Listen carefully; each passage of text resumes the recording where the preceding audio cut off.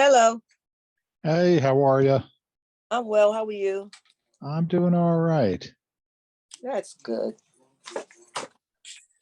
Yeah. Uh, Wait a couple of minutes, see if anybody joins us. Okay. Yeah, I'm gonna do a PowerPoint thing tonight. I'm gonna record it so that I can post it, to the Great. content section. Okay. So, if you have to jump off at some point, I'm just gonna keep going until it's done, and you'll Okay. find it there probably tomorrow. Great. Okay. All Wonderful. right. Yeah, because Okay. it's late and I don't want everybody staying up, real late with a yeah. So I just figured I'd tell you that up front. So I'm not All right. offended if all of a sudden you disappear. I mean, it's boring. So I can think of a million things I'd rather do than this because I sat where you sit. So believe me, it's not personal, not an issue. Thank you very much. Oh, my pleasure. My pleasure. Because I get up at 6 in the morning, so I got to be to work at 8. Oh, oh, Yeah. geez. And I work in New No, no, York. no, no. Then, oh, do you? Yeah, I did Uh, that for years. well, one Yeah, week, for well, after the pandemic, one week we're on a what they call it a smart work schedule now. First, of course, we was home, but now we're on smart work. So one week I go to New York, one week I work from home. Okay. All right. Well, Yeah. that's better than, some things. But So, yes, still working. I still have a job. I'm getting my pension in, well, 3 more years. I'll be pension ready. So yeah, it's a good thing. I'm good not deal. complaining. That's right. That's right. Yeah, That's right. So, yeah. Now you was the one two, that recommended you were good. the you because I want to make sure the right class. The negotiator, a manual for winners. I don't think I did for this class, but I have recommended that book because I there's a series that was put out a bunch of years ago, and yeah, that's a great book. So, And yep. Harvard Business Review and negotiation and conflict. Yeah, yeah, Okay, that's great. Yep. it was, as I said, $41 for those books. I did order 3, so this way I can do those as well as much as Okay. I can. Yeah. Yep. We'll see. All right. Yeah, I'll give it another minute, and then I'm gonna mute everybody. I'm gonna mute you. I can myself. Yeah, or that. And then I'll go through the PowerPoints. And like I say, jump off whenever you need to because I'm gonna record it and I'll put the link up in content. So, Okay, I mean, that's fine. when I used to work in New York, I used to have to because I live in North Jersey, and I used to have to take the well, it should have been the 5:30 bus, but usually it was like between 6 and 6:15. Got into Gotcha. Port Authority about 7 o'clock, and when I was with Merrill Lynch, I took the E train downtown. When I was with Citi, I took the E train, uptown and over to Court Square. So I put a lot of years in New York. Oh So I yeah, come I nine was o'clock, it's 8:39. Yeah, it's like okay, night yeah, night. yep, Yeah, the 119 and we were on 42nd Street. I worked for 1199. SEIU Benefit and Pension Fund for the okay, we're the healthcare workers union for all healthcare workers all over the world. okay, So yeah, so I used to take the 119 to 42nd Street, and now we moved to 36. We're on 36 now between 7th and 8th. So now I take the PATH train. So now I right. take the bus to the PATH, and then so I'm taking 2 forms of transportation. So yeah, it's yeah. Some mornings gonna be a little Yeah, challenging. Yeah, yeah. challenging. So, Bus, yeah, the 6:30 bus is a 6:45, 7 o'clock ish. Yeah, so yeah, those type of things. all right. Well, you know what? 8:30. So I'm gonna mute you, and like I Okay, say, when it's time, because it'll be there, so you can look it okay. over the weekend, What is whatever. the So PowerPoint? All we doing is what you're doing tonight. that's right. No other questions and anything. Okay, that's fine. All right. Okay, I might just turn off my camera, do what I got to do, and just keep listening until I fall asleep. Till you fall asleep and knock it off when you need to. Not an issue. Okay, thank you. You bet.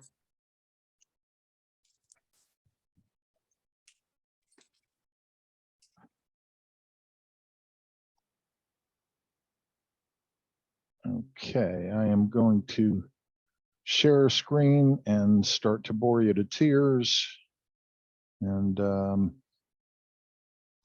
Just put that up there. Okay. All right. So in terms of ethics and so forth, the only real comments at this point really are try to get into the idea of utilitarianism, do a little bit of digging on that.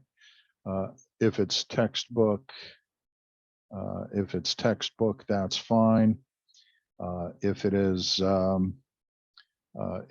using the internet, that's also fine. So try to catch up a bit on utilitarianism if and when you get around to it.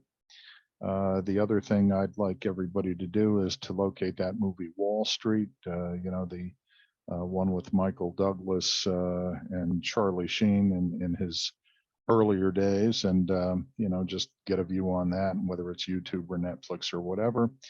And then tonight I'm going to put up a PowerPoint presentation. It's about 50, maybe a little bit more than that, 56 slides. And, I am recording this, so I will put up a link probably tomorrow. So if you need to jump off, feel free to jump off at some point. You can hunt down the link tomorrow in the content section on Blackboard, assuming this all records. Otherwise, I'll end up re-recording it over the weekend. But anyway, to start, obviously the perspective or part of it is the idea of what is business ethics and so forth. And there's a lot. Let me just see if I can do that. Yeah, maybe a little bit. Okay.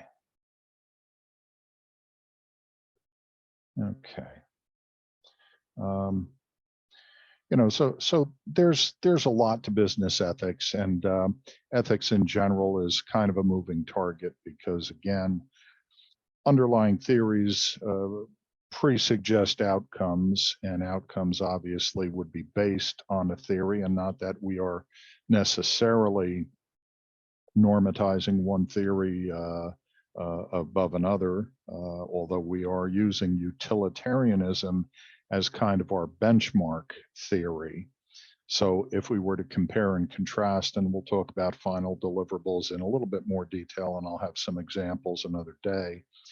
But the idea is that we're going to use baseline utilitarianism, and then we're going to compare and contrast other theories and somewhat take note of the differences in outcomes. And by differences in outcomes, we're talking about behaviors, we're talking about the normatizing of a sense of good and bad, perhaps right and wrong, and so forth. So different textbooks would argue slightly different rhetorical phraseology, and I guess some of it centers around the idea that ethical concepts are somewhat variable, a bit of a moving target. So the application of general ethical concepts, as the slide indicates, to the unique situations confronted in business is kind of what we tend to try to do. And we try to establish this sense of right or wrong, certainly in terms of business behaviors, and what underlying perhaps principles or rules possibly can be used and as a, I guess, kind of form of guidance in the business environment. So the text identifies two characteristics. It tells people what they ought to do. And anytime we see something that hints at should, I always raise the specter of, in quotes, the fallacy of shoulds. So for example, in a class, someone will say, well, professor, such and such, so what we should do, and I stop students typically right there. Because think about it for a moment. When we use the word should, we're prescribing our own sense of, call it ethics, call it morality, call it an overlay of our sense of good and bad behaviors and so on and so forth. And that's virtually meaningless. I mean, you say pink, I say blue, you say up, I say down. So where are we going with that? But generally, the prescription for ethics is designed to try and identify behavior, specifically what people ought to do, and what are the underlying set of principles or guidelines or rules. So why study ethics? Well, it's certainly not going to make you more ethical. We can probably agree on that, but it is helpful in some ways in trying to, in quotes, do the right thing. How many times do we hear people just abdicate an argument or their position in an argument and say, well, just do what's right, or we need to just stop all this nonsense and do the right thing. Well, okay, sounds good when you say it fast, but it's not as simple as that, is it? And the answer obviously is no, because what is the right thing? What is the underlying guidance that helps us establish this sense of right or wrong, or I mean, that's kind of arrogant, don't you think? Rhetorical question, of course. So what is ethics? Well, ethics is a bunch of things. There's ethics and religion. There's ethics and social responsibility, which gets subdivided into, our individual sense of things and more of an organizational perspective. There is social responsibility that translates into a win-win, and that's covered under a certain moral ethical theory or several theories. And, in terms of ethics, well, don't do things that may be in your own self-interest. Although there is an underlying moral ethical theory that suggests that the right thing to do is exactly that. So it's kind of a moving target sometimes. And generally, the four major constructs, or as this slide indicates, concepts of ethics, are some type of, relativism, some type of egoism, some type of utilitarianism, and then some kind of deontologism. And we're going to talk a little bit about some of this stuff. So concepts of ethics, well, traditionally developed by moral philosophers over generations. We think back to Socrates, we think back to Epictetus, Marcus Aurelius, other great names that give us perspective. Concepts of ethics are used to distinguish ethical from unethical behavior. How many times do we hear absolutely insane, if not just inane phrases that suggest, well, doing this and so, that's just unethical. Well, why is it unethical? Well, because it's really not moral to do something like that. Unethical, not moral. Look, I'm probably never the smartest guy in the room, but I'm usually far from the dumbest. I'm pretty well educated, and I have absolutely no idea what any of that means because it's abstract. It could mean almost anything. And each of the underlying theories has its own uniqueness, unique problems, unique advantages, and so forth. So we're going to start to put some meat on the bones there, and we'll probably start with relativism. And there's, look, it's like Baskin Robbins, so many different flavors, 21, I don't know if it's 29 now, however the heck many flavors they have. But there's social relativism, there's cultural relativism, there's, and on and on and on. So relativism, there is no universal standard by which morality can be judged. What is correct, perhaps, for one society may be incorrect or wrong for another. Without starting, holy wars and things like that, I'm sure we can think of cultures and societies, a society that still mandates, for example, that women may not be overly educated. Well, in our society, in the domestic society, we would look at that quite in askance and suggest that, hey, that's really off the mark. But in another society, it might be entirely embraced.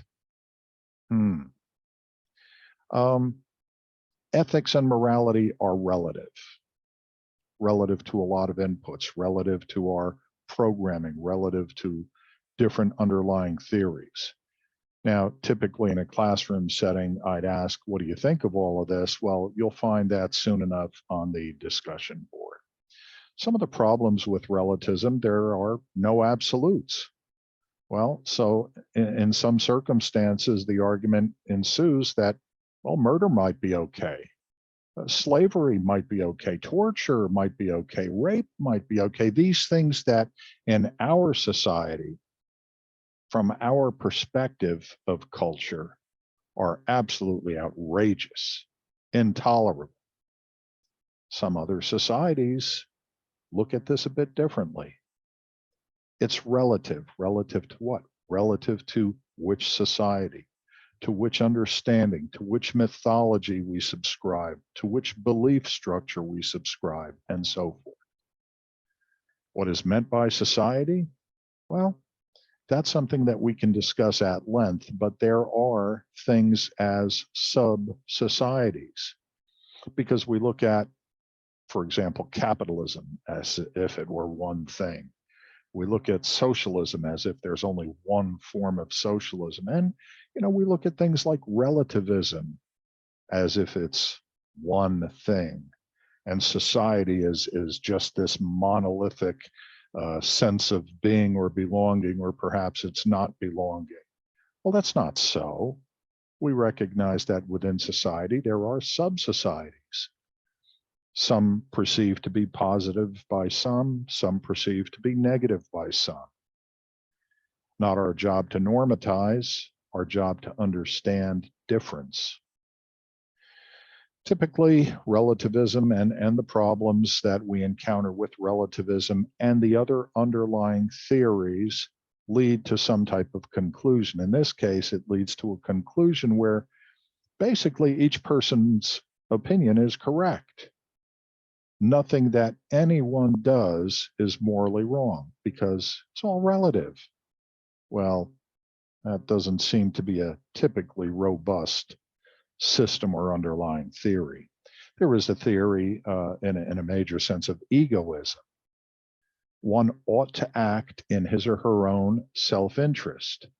And today, of course, you have to get the pronouns right. So I'm using his and her, but whatever pronouns are preferred and whatever you choose to apply, as I always say, whatever helps you sleep nights. I'm not taking a position on anything other than to say this is the way the slide was written, and so that's the way I'm reading it. One ought to act in his or her own self-interest.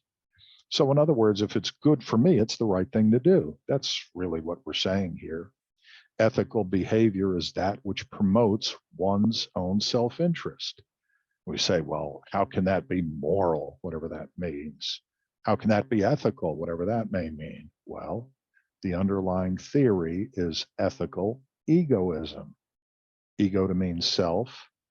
So conclusively, if it's the right thing for me, it's the right thing to do. Does not mean that we should not obey laws, but there is this characteristic of self-interest. So how far we go, and these are all the little lines in the sand, and where we draw them is a little bit difficult. But not to ignore, but the underlying strength of the argument is found in what's right for me, what's good for me. So again, in the discussion board or on the discussion board, we'll be discussing what we think of egoism. Now, some of the problems, well, the externalities associated with private actions.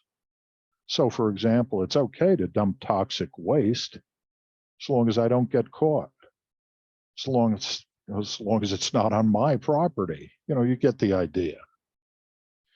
Utilitarianism, which is something that we're after and going to be attempting to define, at least to the extent that we can.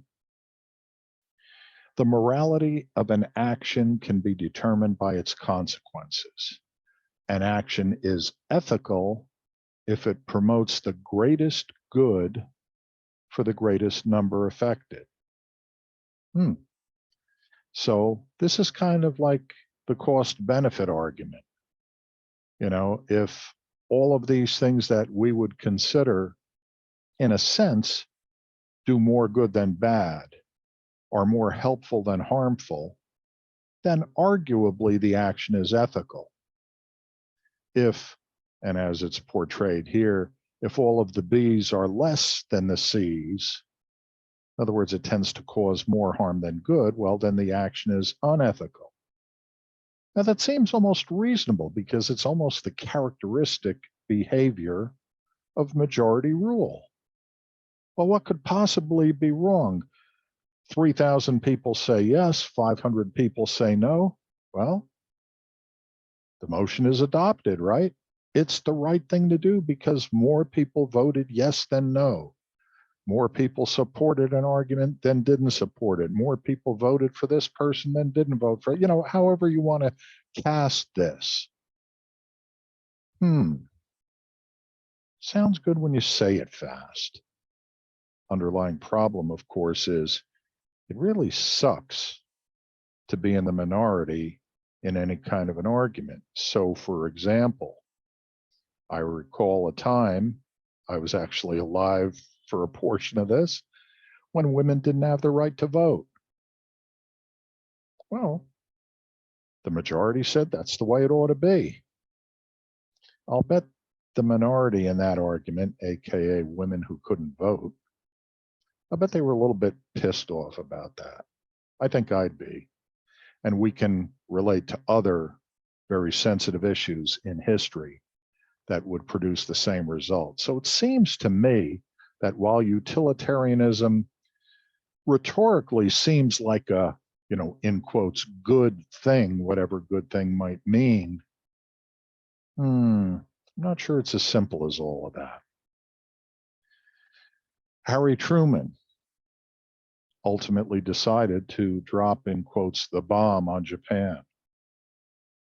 The right thing to do, the wrong thing to do? Rhetorical question for now. And of course, in asking, what do you think of this? How would we quantify benefits and costs? How would we value benefits and costs? Well, we'll be talking about these things in the discussion board. Deontologism, the deontological perspective derived from the Greek word for duty. Actions are not justified by their consequences. We often hear these, the ends justify the means. So we beat the living crap out of somebody for a traffic stop, but we got this thug off the street. So no matter what we had to do, it was the right thing to do. Well, it's another one of those arguments that I'm not so sure it's as simple as all of that. And the deontological perspective would argue that the actions are not justified by their consequences. Factors other than good outcomes, whatever a good outcome might be, I suppose, determine the rightness of the actions. This is a hugely important moral ethical theory, especially in the context of what we've seen on the news in the last, I don't know, I should probably just say 100 years, but I'll be kind and say in the last 3, 4, 5 years in particular. Well, here's where we start to get a little involved, perhaps a little more creative. Utilitarianism versus deontologism. Utilitarianism, the ends justifies the means. But we can look at examples that have been highlights in the news over the last few years, and I'm not sure that's a terribly robust system. Deontologism, it is the means which are important. So take that same traffic stop, only we've got to eliminate the idea of beat the crap out of somebody in the process. The means, yes, we wanted to stop this person. We wanted to stop this speeder, the arguably stolen car, whatever the issue happens to be. But the means are important. Now, that's a compelling argument, especially given the nature of society today. At least that's my perspective. Something called the categorical imperative by Immanuel Kant, and we're familiar with this. We've kind of grown up with this.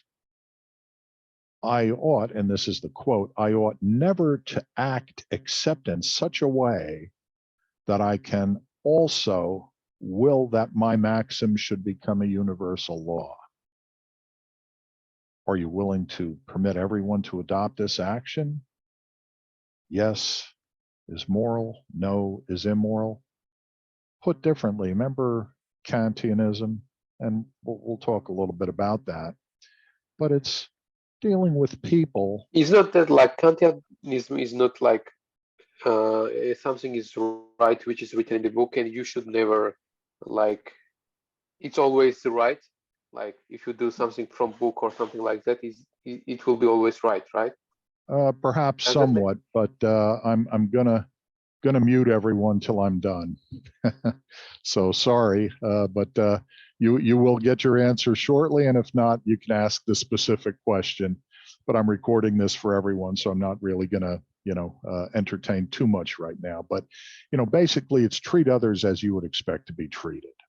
That's a simplistic way of looking at it. So people should never be treated as a means to an end, but people should be the ends of whatever means in themselves.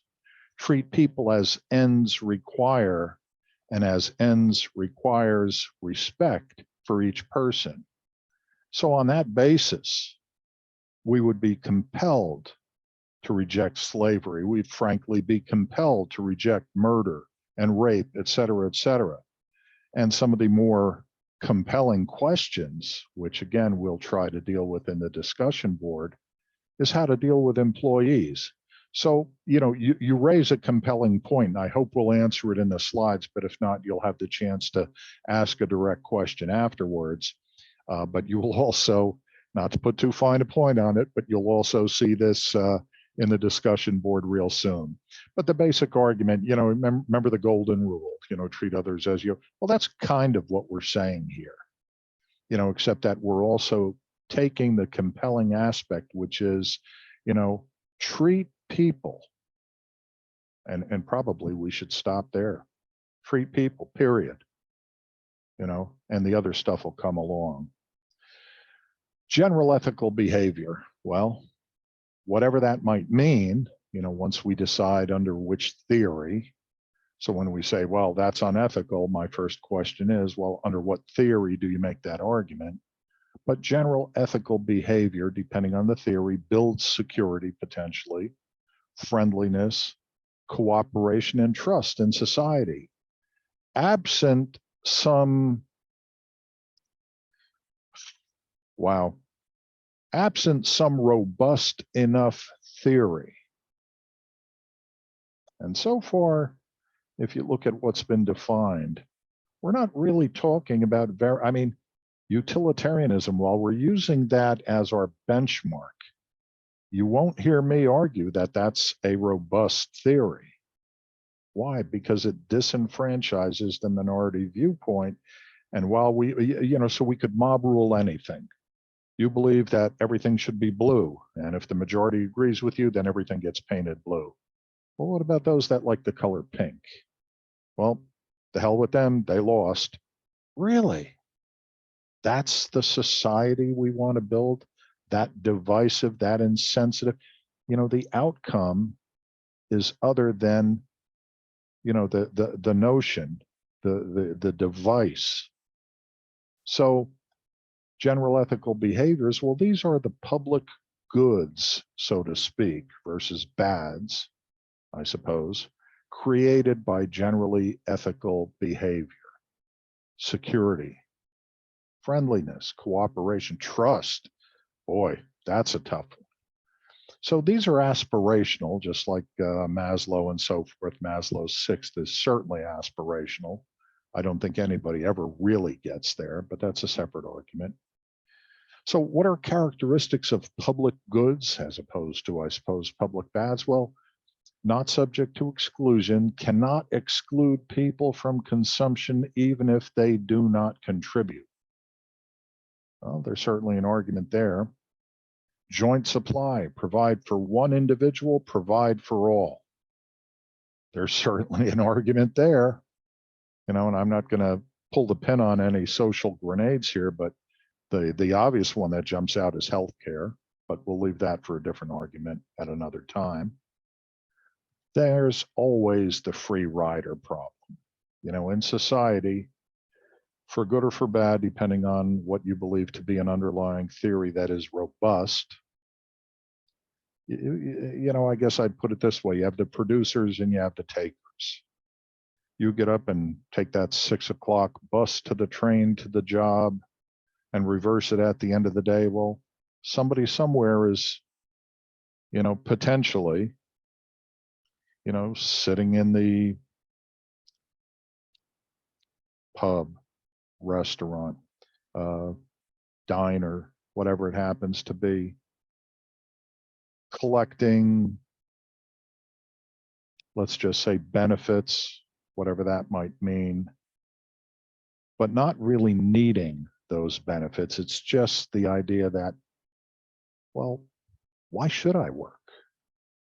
You know, I had a group of students, and this goes back a bunch of years when we were a department of business, not a school of business, and it was on the main campus, and we were in the professional studies building. And I had late classes, and that night I was leaving, I guess it was about a little after 10 p.m. There were a few people in the elevator, and I'm listening to two young ladies. And again, got to get the pronouns right. So I'm old, it's dated, but those are the pronouns I would have used or employed at that time. And these two young ladies were talking back and forth, and one said to the other, are you going back to work? Did you get that job at McDonald's? You know, these are young kids, college age kids, freshmen, sophomore, something like that. And the one turned around and said, hell no, I'm not going back to work at McDonald's. I'm actually making more, you know, on, you know, whatever, what do you call it? The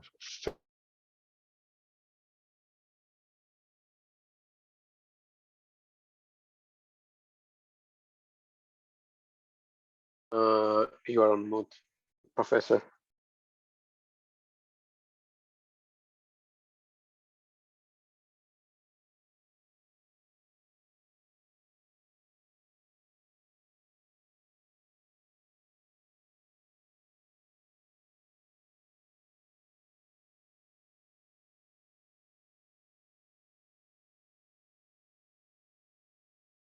there, how about that? Hopefully we're back. Okay. Yeah, I see my, yeah, okay, there you go. Thank you. All right. Yeah, it's, uh, my moral ethical issue is with Optimum. That's another discussion.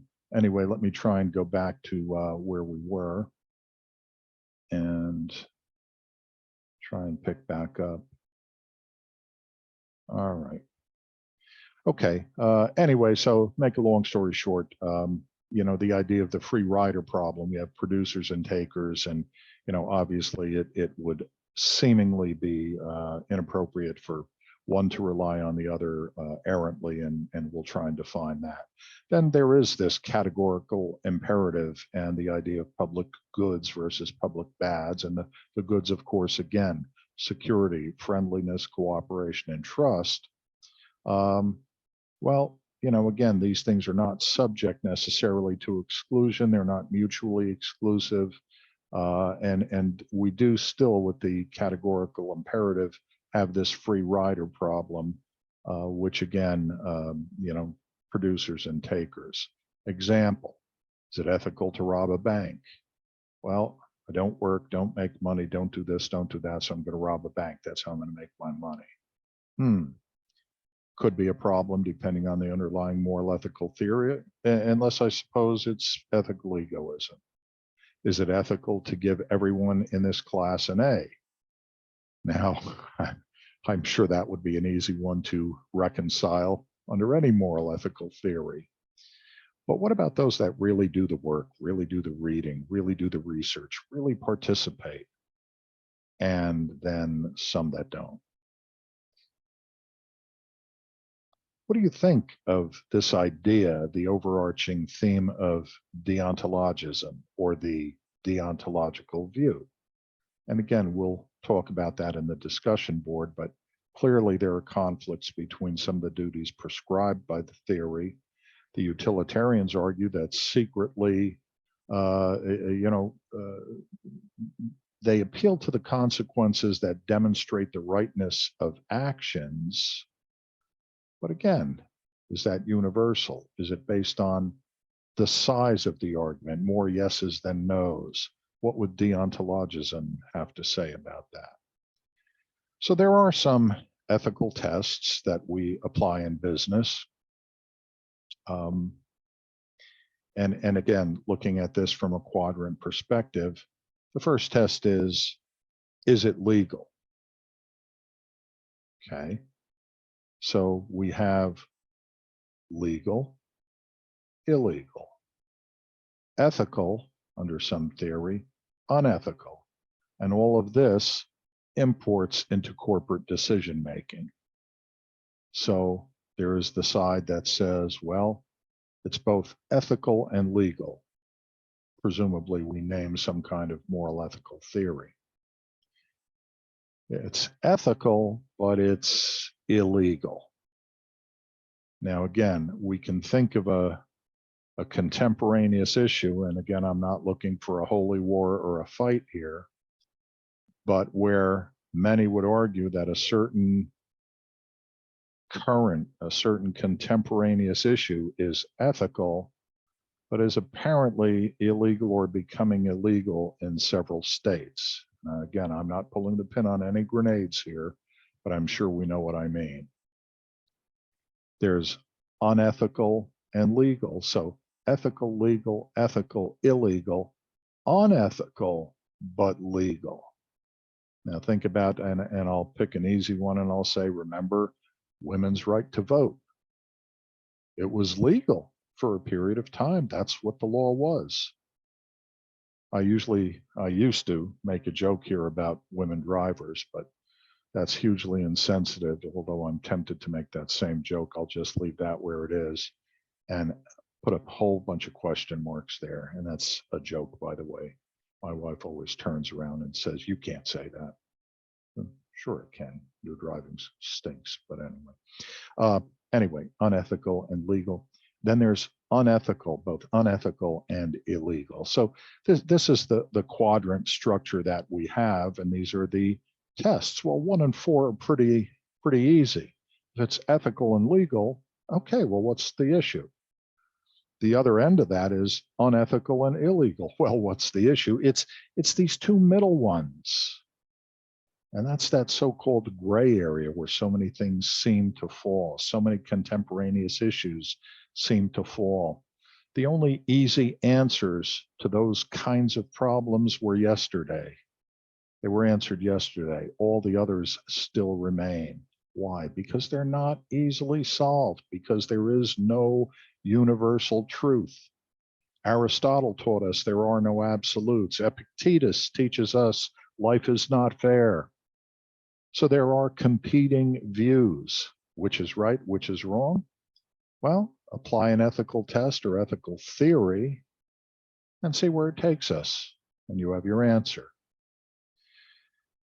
This idea of cost benefit, which is somewhat utilitarianism, do the benefits exceed the costs to whomever or whomsoever they accrue?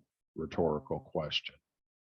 The categorical imperative, are you willing to allow everyone to practice the proposed action, or do you want to be a special case? Interesting. Light of day test. What would be your reaction if the action were brought out into the open for public scrutiny? In other words, not just what you say between friends, say between bosses at the office, say between politicians in the closed confines of our offices or the hallways of, the Capitol or something like this. What if it was out for public display? Would we still make that same argument? Then, of course, the golden rule, or kind of a Kantian perspective, the do unto others test, the golden rule, if you would like others to do the same to you, as criteria for passing the test. The ventilation test, interesting. Seek out others' views. Discuss the 5 tests with them. If others feel it is okay, it passes the test. That's the so-called ventilation test. Not saying it's right, not saying it's wrong, not saying it's good, not saying it's bad. So examples that we might try to apply these various tests to include robbing a bank, driving above the speed limit, cheating on an exam, having sex with an intern. Interesting. Ethical dilemmas in business, conflicts of interest. That's a biggie. We have two interests, trying to serve, in a sense, two masters. Cannot purse one without having a negative impact on the other. And I think what the slide actually meant is really can't pursue one without having a negative impact on the other, but I'll defer to them for the moment. But this idea of conflict of interest, two types: private interest conflicts with corporate. There's my personal interest, and there's the business perspective. Business interest that conflicts with the public good, corporate social responsibility, to borrow a phrase. So, two distinct types of conflicts that we deal with in business.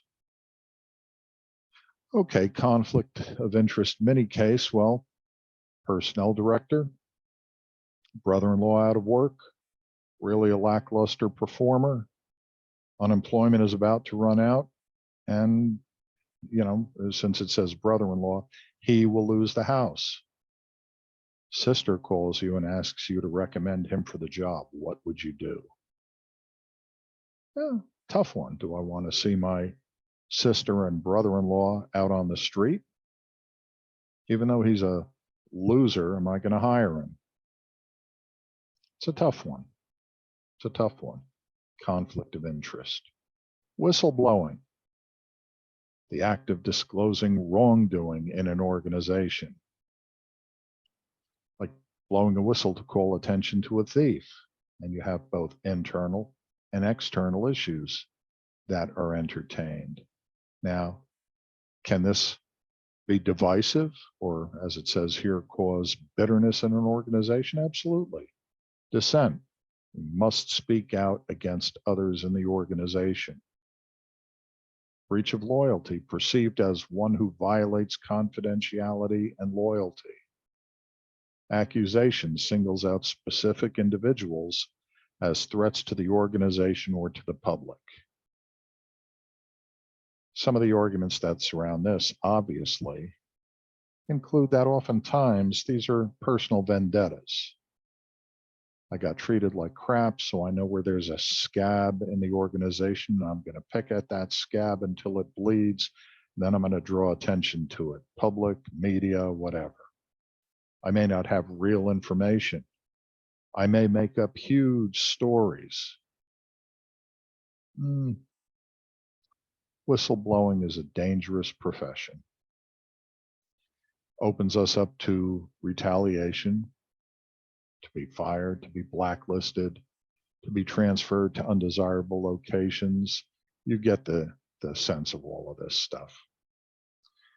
But the other side is failure to reveal wrongdoing. Well, potentially severe problems for society or the organization.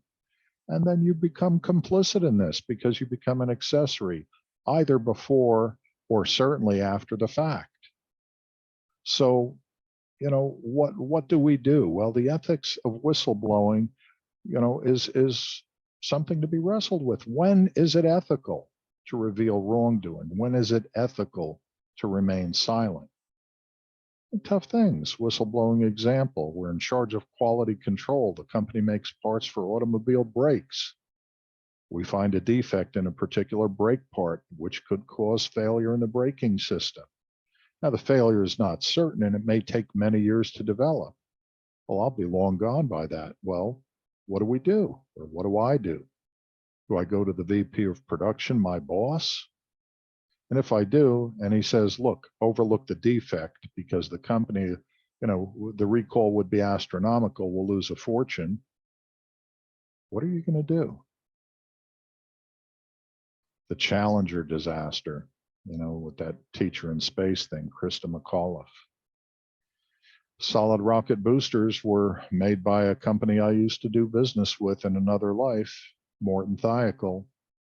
The issue was the O-rings between the sections of the solid rocket boosters and the way the O-rings expand and contract or become less flexible actually in very cold conditions. And that particular pre-launch condition in Florida was below freezing. So it was very cold in Florida. Engineers at the time warned the O-rings between the sections of the solid rocket boosters. And solid rocket boosters are kind of like a candle, kind of like a these little rockets we send up on the 4th of July. Once you light them, they go.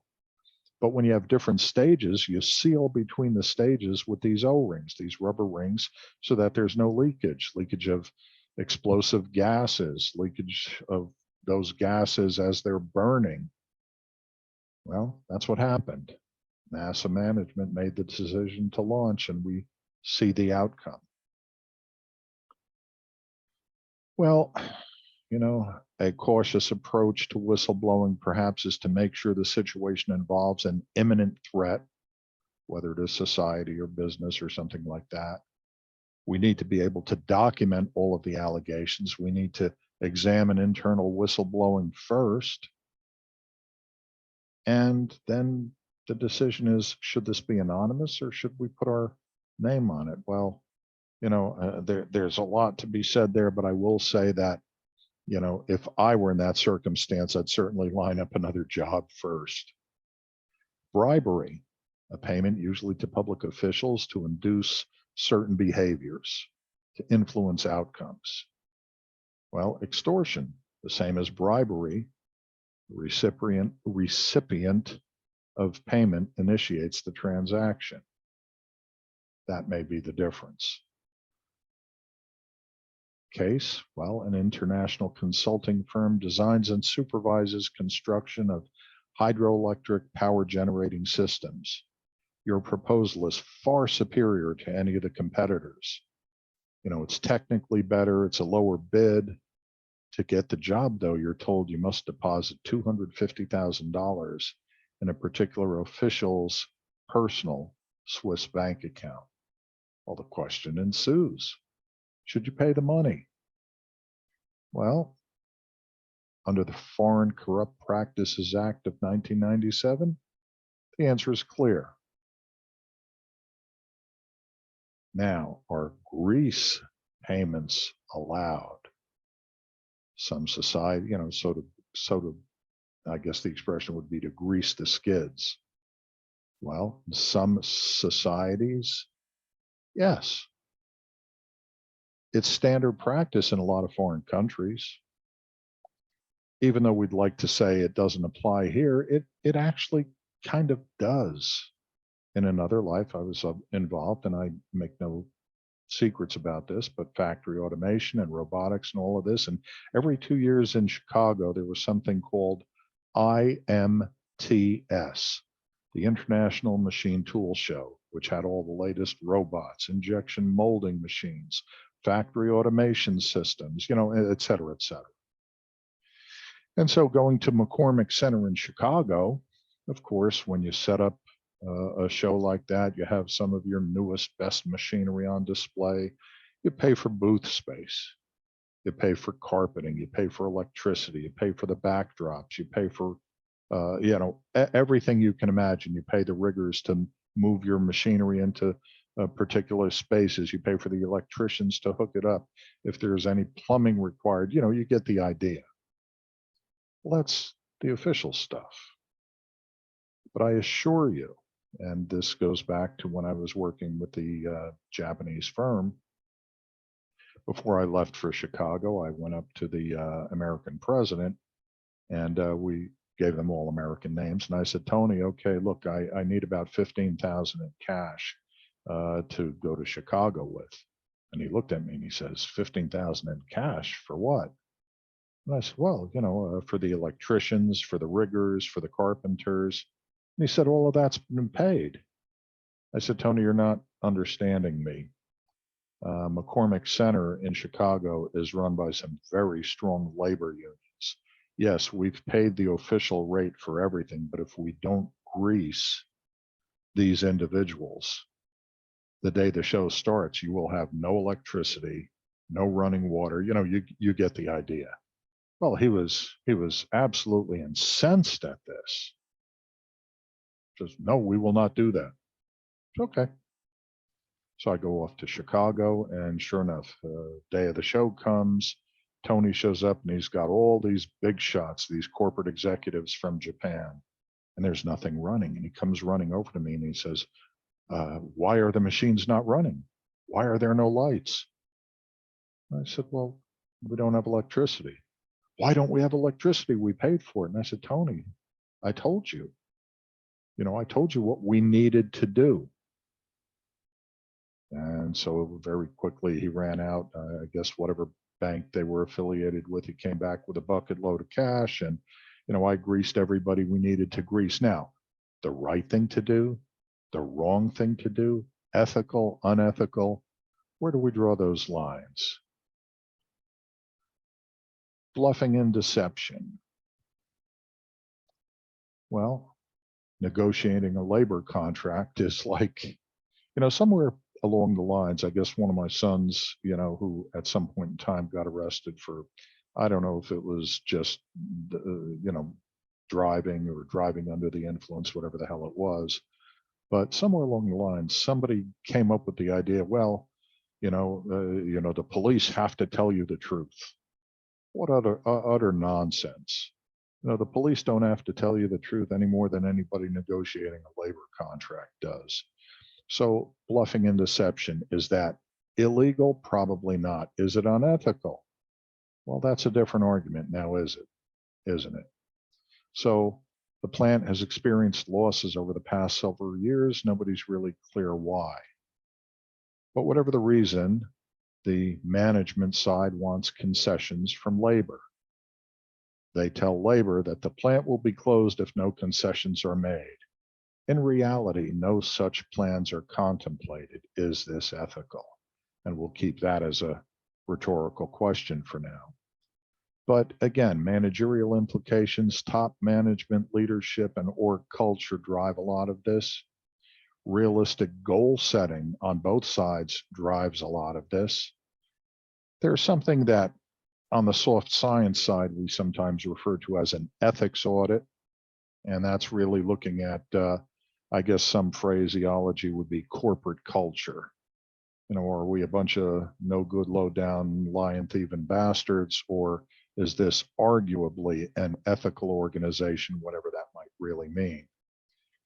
Typically, there is, and more recently, in more recent years, a published code of ethics for the firm, and oftentimes what some refer to as an ethics committee.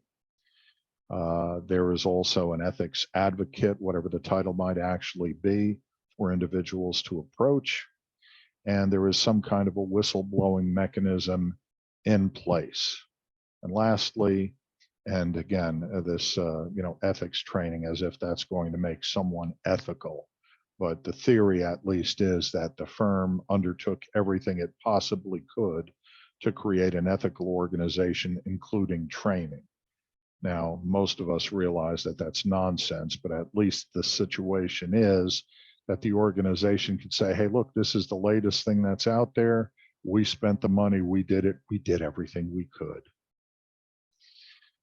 Polaroid in and out of South Africa. Well, during an apartheid system where there were, in terms of employees and society, or certain aspects of society, 17% white, 70% African.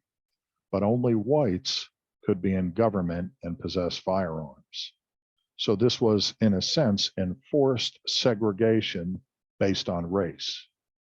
And arguably, and I say arguably only because I wasn't personally there, so I'm relying on the accuracy of the information provided in the sources I'm using, but blacks were relegated to native reserves. Now clearly there are obvious issues there. Blacks were allowed to own 13% of the land, where whites had 87% of the land. Black workers were paid less than whites. Now, as far as the US involvement in South Africa, there were 320 American companies there. American companies controlled 43% of the petroleum market, 23% of auto sales, and 70% of the computer business.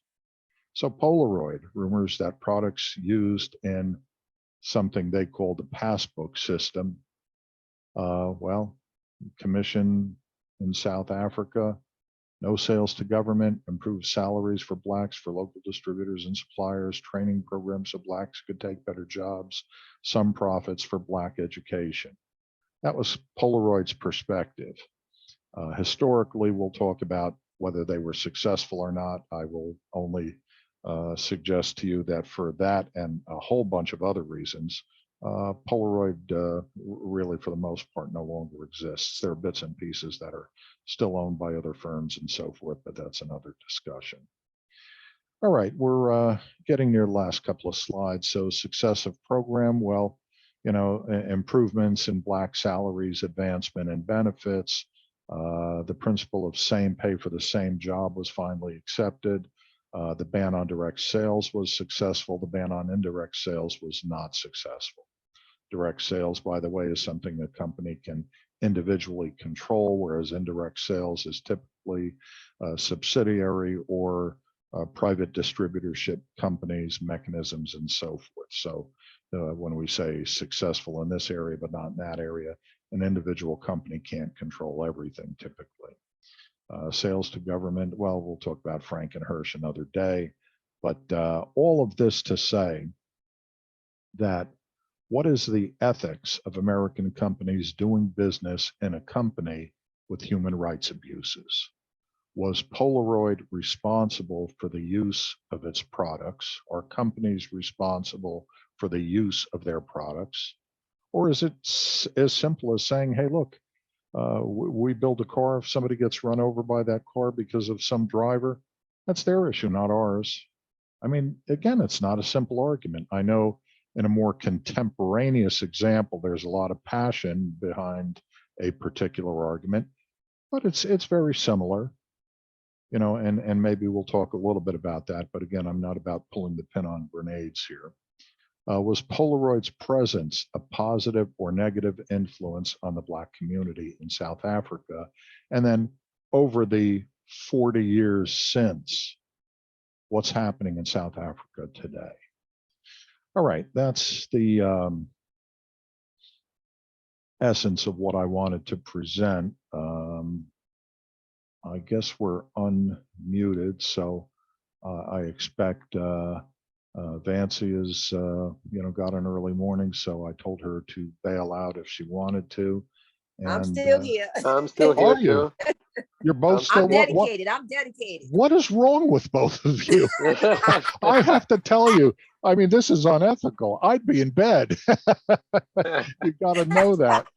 All right, so let me answer whatever questions that I can, and now's your chance. I'm sorry for cutting you off before, but you know, I always worry about the internet. Yeah, I know, but I always worry about the internet, which it did crap out apparently partway through. So, you know, so I always try and get my stuff in first. But go ahead, ask away.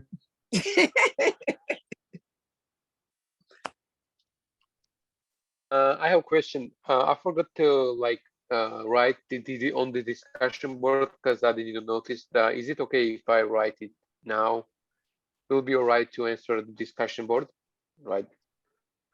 Yeah, I'm going to post some things, and as you get to it, you know, most things that we're doing, I've assigned a due date of the end of the semester. Discussion board, okay. I'd like it to be, I'd like it to be closer to when I post it, but that's not saying if I post something today, you have to drop everything and do it tomorrow.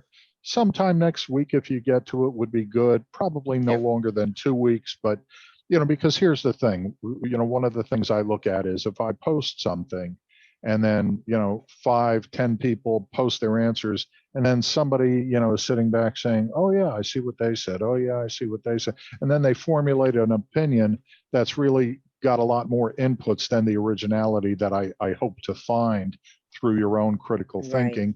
It's not a big issue, but I think, you know, if within a week you force yourself into this to stop for a moment and think and apply one of these, it just makes some sense to me. I mean, it's not a hill to die on. You do what you got to do. I don't, it's not that I don't care that much, but I mean, it's not a big issue, but I'm really trying to nail down what everybody, really thinks in terms of, were you able to read about utilitarianism, for example? What'd you take away from that? And how did you apply it to this discussion board question? Does it make sense what you're saying? And again, we're not trying to normatize. I'm not necessarily looking for a right or a wrong or a good or a bad, but really the depth of thinking that you're applying here. I mean, some of the easy issues, you look at the apartheid in South Africa. Well, that's an easy one. But some of the nuances there, is a company responsible for this or that? Just how far can a company go? Because a company's not the government, so where do we draw those lines? It's not as simple as it may seem. That's really what I'm after, forcing you to think a little bit. That helped? That answer your question? Yeah. Yes. Thank Cool. All right. Well, listen, unless you have other things, yeah, I know exactly. I'm letting you go to sleep, go get dinner, Thank you. Whatever. And we'll talk again soon. Thank you so much for coming this evening. you. See you And next Thursday. I'm going to save Nobody else this. is there. Believe me, it's noted. So, and yeah, I'm gonna publish this video probably Okay. tomorrow sometime. All right. We'll look for Thank the you. discussion board sometime next week. Thank you. Sounds Thank good. you. Have a great evening. You too. Bye. You too. Thank you. Bye. Oh, you do the same. Good night.